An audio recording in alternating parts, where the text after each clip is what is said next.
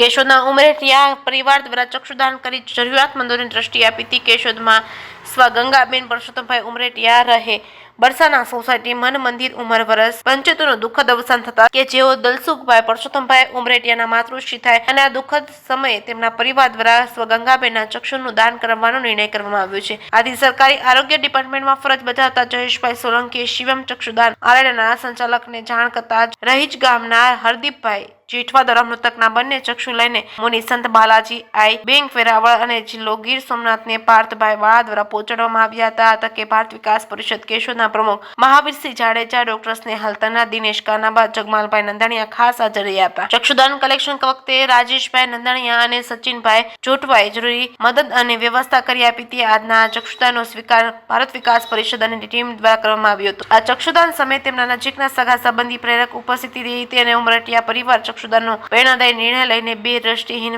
બાંધવોને દ્રષ્ટિ આપવાનું પુણ્ય કાર્ય કરી સમાજને નવો રાહ ચીંધ્યો હતો અને તેમના આ વિચારને શિવમ ચક્ષુદાન આરએના નાથાભાઈ નંદાણીયાએ બિરદાવી સ્વ ગંગાબેનને શ્રદ્ધાંજલિ આપી હતી. આ પરિવાર દ્વારા થયેલ ચક્ષુદાનને આપણા પુરાણોમાં થયેલા દાન ધર્મના મહિમાને ખરા અર્થમાં સાર્થક કર્યો હતો. કેશોદમાં ચક્ષુદાન માટે ડોક્ટર સ્નેહલ તન્ના, મહાવીરસિંહ જાડેજા, દિનેશ કાનાબાનો સંપર્ક કરવા અપીલ કરવામાં આવી છે. કેસની ગુજરાતી સાથે રાજુ પંડ્યા, કેશોદ.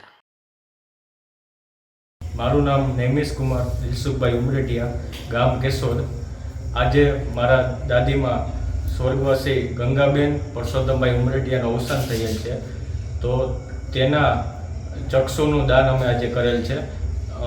અમારા પાડોશી એવા આરોગ્ય ખાતાના સર્વિસ કરતા મિત્ર એના દ્વારા પ્રેરણા મળેલ ત્યારથી